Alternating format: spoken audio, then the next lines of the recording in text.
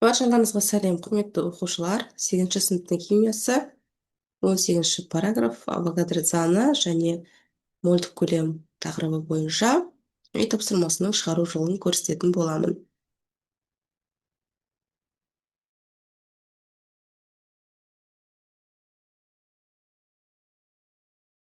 Бірінші сұрағымыз аммиактың NH3 сутек бойынша салыстырмалы тығыздығын анықтаңдар. Бірінші тапсырманы орындау үшін бізге мына формуланы білуіміз керек. D тең M1 бөлінген M2. Міне, салыстырмалы тығыздықты табыңдар деп тұр ғой. Салыстырмалы тығыздықты біз D деген әріппен белгілейміз. Оны табатын формула M1-ді M2-ге бөлеміз. M1 деп отқанымыз ол мольдік масса аммиактың. Аммиактың мольдік массасы 17-ге тең. Яғни 17 қайдан шықты? 14-ке 3-ті қосамыз, 17 болды. Ал M2 деп отырғанымыз сутек бойынша деп жатыр ғой, я? Яғни сутектің мольдік массасына бөлеміз. Ол 2-ге тең. Енді сонда 17-ні 2-ге бөлсек, қанша болады?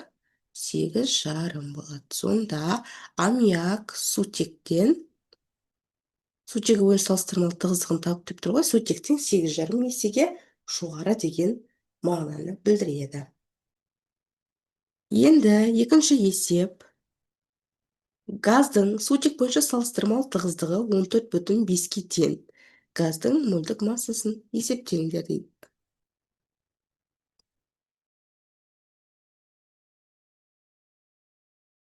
Енді бұл жерде берілген жазып қояйық. Бізге беріліп тұр. Уже салыстырмалы тығыздық безге беріліп тұр. 14,5-ке тең. Біз M1-ді табуымыз керек. Сонда формуламыз жаңағы D тең M1 бөлінген M2. Осы жерден M1 табатын болсақ, D-ні M2-ге көбейте саламыз. D-мыз белгілі 14,5, ал M2 деп отырғанымыз ол сутек бойынша, сутек бойынша салыстырмалы тығыздығын табыңдар деп жатыр. Сонда 2-ге көбейтеміз. Сонда 14,5-те көбейтсек 29 шығады. Сонда газдың мольдік массасы 29-ға тең. Ары қарай үшінші есеп. 10 килограмм метанды жағуға оттектің қандай көлемі қажет дейді.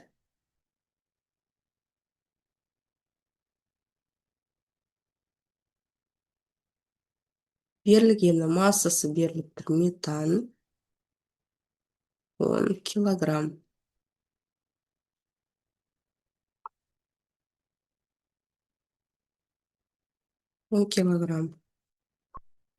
Табу керек біз көлемін оттектің. Шешуіне келетін болсақ,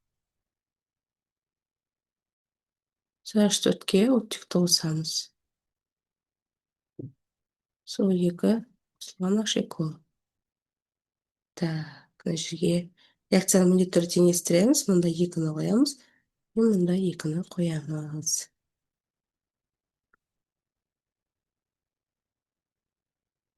10 килограмм асты 16 x мына жерде 44,8. Осыдан x ала саламыз. Мына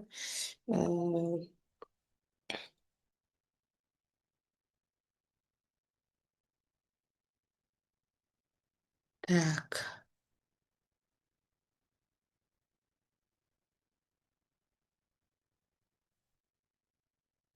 Онда көбейтеміз 44,8-ге бөлеміз 16-ға. Қанша шығады екен?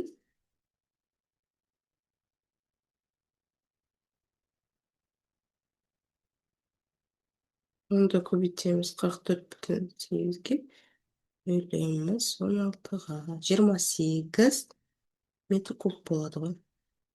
28 метр куб. Ал литрмен есептейтін болсақ, онда мына 10-ды біз грамм айналдыру керек болады. Давайте килограмммен шығаратын болсақ, 28 метр куб болады. Енді келесі 4-ші есебіміз газдың ауа бойынша тығыздығы 2-ге тең дейді. д ауа. Осылай жазып қойсаңыздар да болады. Д ауа, яғни салыстырмалы тығыздық ауа бойынша деген мағына. Ол 2-ге тең. Газдың мөлдік массасы қанша дейді, сонда N1-ді табамыз.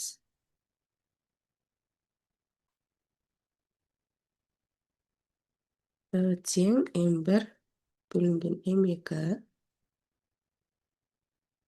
Біздің N1 табу үшін Д-ны көбейтеміз N2-ге. Яғни 2-ні көбейтеміз. Ауа бойынша деп тұр, ауа бізде 29 деп аламыз. Сонда 29 2-ге көбейтсек 58 болады. Сонда газдың мөлдік массасы 58-ге тең.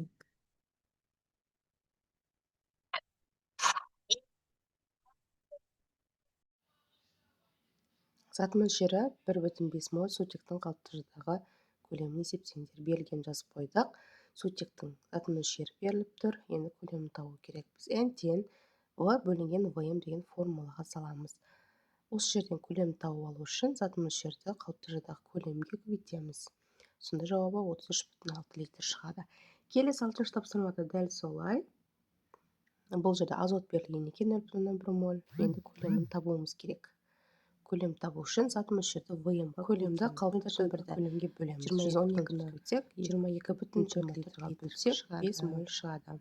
8-ші тапсырма азот сутекпен әрекеттескенде 0,5 моль аммиак түзіледі. Реакция қатысқан азот 12 литр қалыпты жағдайдағы көмір қышқыл газының зат мөлшерін есептеңдер дейді. Сутекті қосып аммиакты аламыз, алынған зат мөлшері 0,5 моль.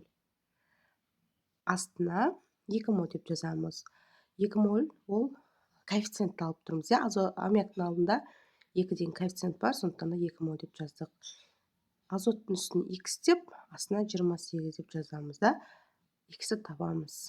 Алынған X-тің мәні 7 грамм шығады.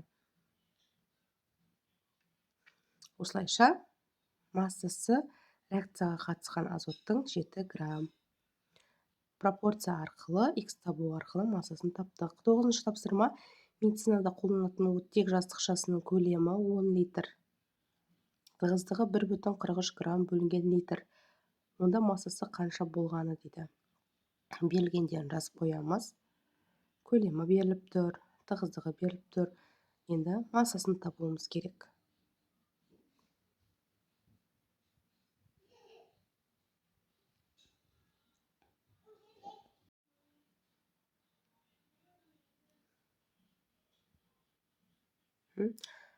Шешуіне келетін болсақ, бізде мында формула бар, көлем тең масса бөлінген тығыздық деген формула бар. Міне осы формуланы түрлендіру арқылы массаны тауып аламыз. Массаны табу үшін көлемді тығыздыққа көбейтеміз. Сонда 10 литрді 1,43 грамм бөлінген литрға көбейтетін болсақ, 14,3 грамм шығады. Міне, оқушылар, осымен үй тапсырмасы аяқталды. Баршаларыңызға сәттілік. Келесі сабақтарда кездескенше.